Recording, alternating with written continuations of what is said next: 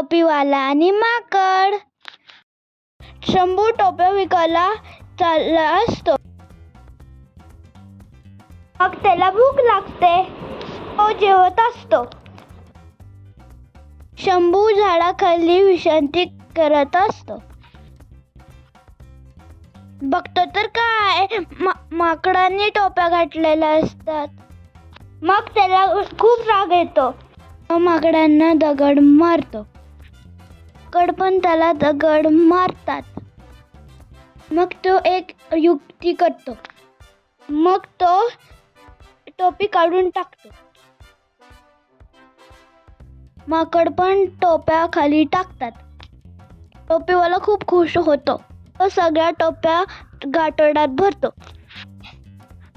आणि म्हणतो, टोप्या घ्या टोप्या. शक्तीपेक्षा युक्ती श्रेष्ठ.